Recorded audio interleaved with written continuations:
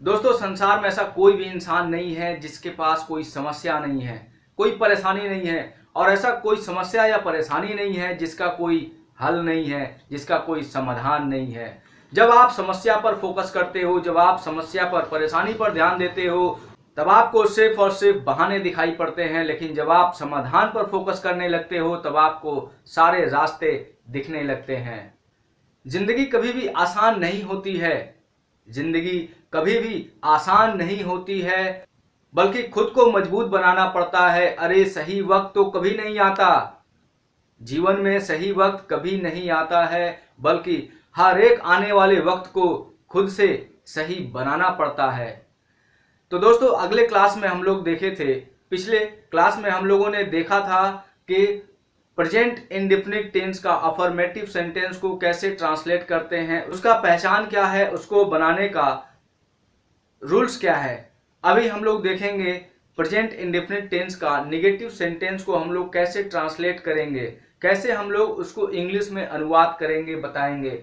Negative sentence में हम लोग का रूल्स होता है सब्जेक्ट डू या डज, नॉट, वर्ब का पहला रूप और उसके बाद ऑब्जेक्ट। पिछले क्लास में हम लोगों ने सब्जेक्ट, वर्ब और ऑब्जेक्ट को क्लियर किया हुआ था, जिसे आप ऊपर आई बटन में देख सकते हैं, जिसका लिंक मैं डिस्क्रिप्शन में भी आपको दे दूंगा। अभी हम देखते हैं कि प्रेजेंट इंडेफिनिट टेंस के नेगेटिव सेंटेंस में हम लोग कैसे ट्रांसलेट करेंगे। प्रेजेंट इंडेफिनिट टेंस का पहचान जैसा मैंने बताया था, ता है, ती है, ते है। हिंदी वाक्य का अंत में, लास्ट में कोई भी एक रहता है तो वो हमारा प्रेजेंट इंडेफिनिट टेंस होता है। अभी इस प्रेजेंट इंडेफिनिट टेंस में जब हमारा ना, नहीं आ जाता है तो उसे हम लोग नेगेटिव सेंटेंस कहते हैं। जैसे मैं नहीं जाता हूँ, वह नहीं आती है, वह मुझे प्यार नहीं करता है, मैं उसे नहीं बुलाता हूँ। मतलब ता है, ती है, ते है के साथ नहीं आ रहा है, मतलब ये नेगेटिव सेंटेंस है। तो इसे हमें ट्रांसलेट करने के लिए ऊपर दिए गए नियम को फॉलो करना पड़ेगा। जैसे मैं खाना नहीं खाता हूँ, मैं सब्जेक्ट, काम मैं कर रहा हूँ, इसलिए सब्जेक्ट आई के साथ डू, उसके बाद नॉट, वर्ब का पहला रूप ईट और उसके बाद ऑब्जेक्ट फूड, मैं क्या नहीं करता हूँ, खाना नहीं खाता हूँ। सीमा गाना नहीं गाती है, कौन गाना नहीं गाता है, सीमा, सीमा हो गई सब्जेक्ट, सीमा डज, उसके बाद नॉट, उसके बाद वर्ब का पहला रूप क्या करना है, गाना है, तो सिंग, क्या, गाना, ए सॉन्ग। तो इस प्रकार से हम लोग इसे ट्रांसलेट करते हैं। अभी हम देखेंगे कि यहाँ पे हमने दिया है डू और डज दोनों, तो डू और डज दोनों को हम लोग कहाँ और कैसे इस्तेमाल करते हैं, प्रयोग करते हैं। डू का प्रयोग हम आई, वी, दे, यू और सभी प्लूरल नंबर्स, बहुवचन संख्याओं के साथ डू का प्रयोग होता है। जैसे students, childrens, boys, cows, doctor. एक से ज्यादा नाम रहेगा, एक से ज्यादा व्यक्ति रहेंगे तो हम लोग डू का प्रयोग करेंगे। डज, डज का प्रयोग हम लोग थर्ड पर्सन सिंगुलर नंबर के साथ करते हैं। थर्ड पर्सन सिंगुलर नंबर को मैंने पिछले क्लास में क्लियर किया था। ही, सी, इट, एनी सिंगल नेम, ये हमारा थर्ड पर्सन सिंगुलर नंबर होता है। कोई एक नाम होना चाहिए, ही या सी या इट, या कोई एक पेशा होना चाहिए, तो वो हमारा थर्ड पर्सन सिंगुलर नंबर होता है। तो उसके साथ हम लोग डज का प्रयोग करेंगे। तो दोस्तों, प्रेजेंट इंडेफिनिट टेंस का इंट्रोगेटिव सेंटेंस कैसे ट्रांसलेट करते हैं इसको देख लेते हैं। इंट्रोगेटिव सेंटेंस एक्चुअल में होता क्या है, जिसमें हमारा कोई प्रश्न पूछा जाता है, कोई क्वेश्चन होता है, उसे हम लोग इंट्रोगेटिव सेंटेंस कहते हैं। जैसे क्या, क्यों, कब, कैसे, ये सारे प्रश्न हो सकते हैं। जैसे क्या मैं आम खाता हूँ, क्या वो बाजार जाती है, क्या आप फिल्म देखते हैं, क्या बच्चे पढ़ते हैं। क्या जब स्टार्टिंग में, किसी सेंटेंस के स्टार्टिंग में वाक्य के पहले ही आ जाता है तो उसे हम लोग इंट्रोगेटिव ए बोल सकते हैं। ठीक है, और इसका ट्रांसलेट करने का जो नियम है उसमें हम लोग डू या डज जो बीच में रहता था नेगेटिव सेंटेंस में, उसे हम लोग पहले ला देंगे, डू या डज, उसके बाद सब्जेक्ट। अगर नॉट दिया है तो नॉट लगाएंगे, नहीं तो छोड़ देंगे। उसके बाद वर्ब का पहला रूप, जैसा हमारा प्रेजेंट इंडेफिनिट टेंस में वर्ब का पहला रूप लगते आया है और अंत में ऑब्जेक्ट। लेकिन अगर हमारा प्रश्न वाक्य का, सेंटेंस का बीच में रहता है, जैसे मैं आम क्यों खाता हूं, मैं आम कब खाता हूं, बच्चे कब पढ़ते हैं, सीता बाजार कब जाती है, आप मुझे क्यों बुलाते हैं। मतलब हमारा प्रश्न WH से शुरू होगा, what, when, how, which, where. ये इन सबसे जब हमारा प्रश्न का स्टार्टिंग होगा, यानी हमारा क्वेश्चन सेंटेंस का बीच में होगा, तो उसे हम लोग इंट्रोगेटिव बी कहते हैं।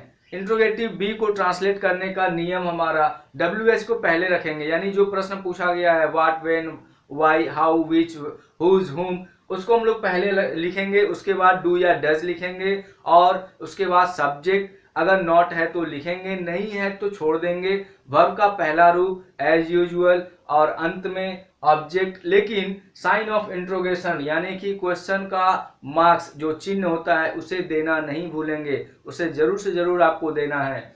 जैसे क्या आप आम खाते हैं, क्या आप आम खाते हैं, आप यू के साथ डू लगता है तो डू को हम लोग पहले लगाएंगे। क्यों?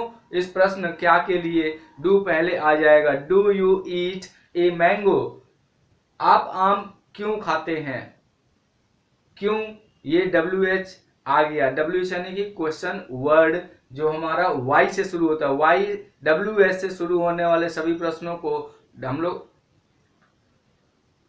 तो क्यों के लिए हमारा पहले आएगा वाई, उसके बाद डू, उसके बाद सब्जेक्ट यू, उसके बाद हमारा जो हमने उसके बाद हमारा नॉट, यहाँ पे नहीं है तो नॉट नहीं लिखेंगे, वर्ब का पहला रूप ईट और अंत में ऑब्जेक्ट ए मैंगो।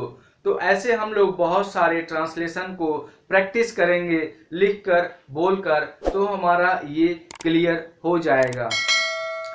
आगे हम लोग देखते हैं पास्ट इंडेफिनिट टेंस। तो पास्ट इंडेफिनिट में हम लोग देखते हैं कि पास्ट इंडेफिनिट में पहचान क्या होता है, कैसे हम पहचानेंगे कि कोई भी सेंटेंस जो हिंदी में बोला गया या हमें बोलना है तो वो हमारा पास्ट इंडेफिनिट टेंस का होता है। पास्ट इंडेफिनिट टेंस में हिंदी सेंटेंस के अंत में, लास्ट में ता था, ती थी, ते थे, या, आ, ई, ए होता है। जैसे मैं जाता था, वो आती थी, हम लोग पढ़ते थे, बच्चे मैदान में खेलते थे, सीमा आई, बारिश हुआ, कल उसने टीवी देखा, शिक्षक ने इंग्लिश पढ़ाया।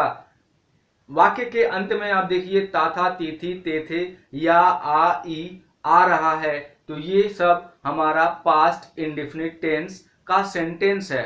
पास्ट इंडेफिनिट टेंस के सेंटेंस में अफर्मेटिव जो हमारा सेंटेंस होता है, जिसमें कोई नेगेटिव बात, नॉट, नहीं या कोई प्रश्न नहीं होता है, उसको अफर्मेटिव बोलते हैं। उसको ट्रांसलेट करने का रूल हमारा होता है सब्जेक्ट, वर्ब का दूसरा रूप ऑब्जेक्ट, सब्जेक्ट V2 ऑब्जेक्ट, और नेगेटिव जिसमें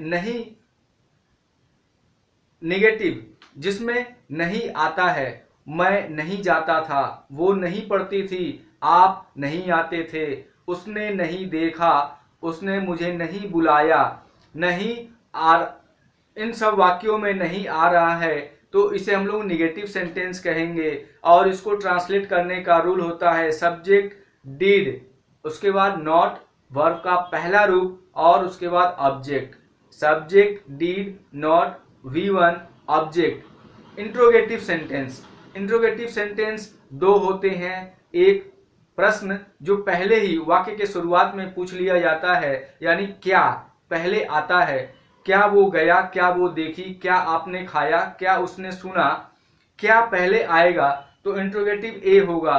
ऐसे सेंटेंस को ट्रांसलेट करने के लिए डिड हम लोग पहले ही बैठा देंगे, उसके बाद सब्जेक्ट आएगा, अगर नॉट है तो नॉट लगाएंगे, नहीं रहेगा तो छोड़ देंगे, वर्ब का पहला रूप लगाएंगे, उसके बाद ऑब्जेक्ट लगाएंगे।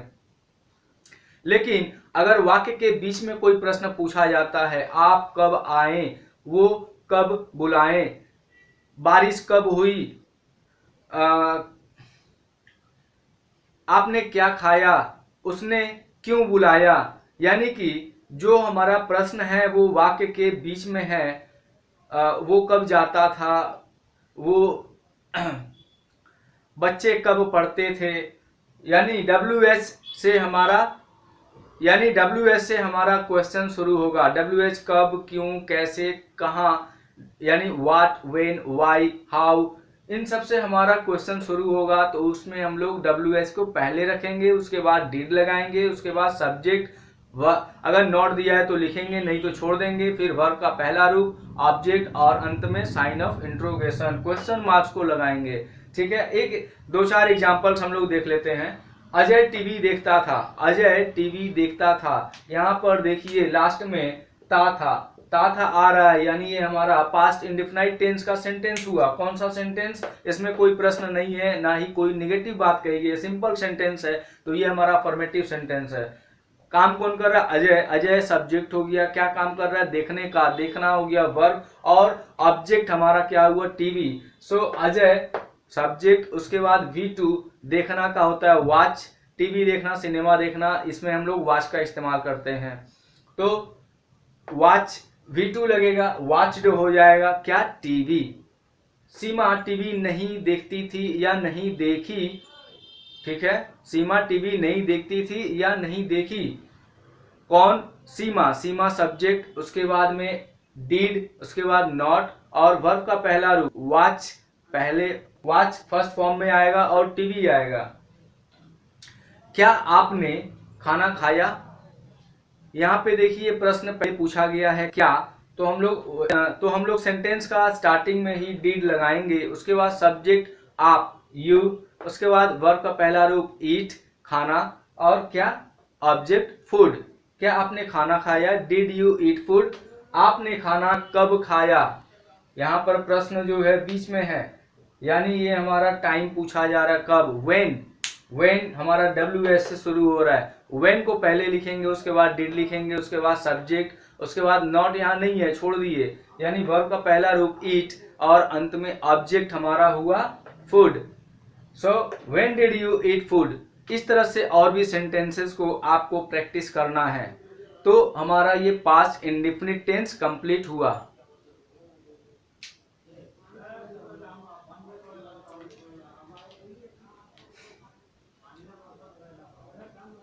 वीडियो पसंद आई हो तो एक लाइक के साथ एक शेयर तो जरूर करिएगा अपने छोटे भाई बहनों के साथ या अपने फ्रेंड्स के साथ, जो स्पीकिंग करना चाहते हैं, जो इंग्लिश सीखना चाहते हैं, उनके साथ इस वीडियो को जरूर से जरूर शेयर करिएगा। और हाँ, आगे के और भी टेंस को सीखने के लिए और आने वाली और भी वीडियो को हमेशा देखने के लिए और कुछ नया सीखने के लिए चैनल को अभी सब्सक्राइब करके बेल को भी बजा दीजिएगा। धन्यवाद।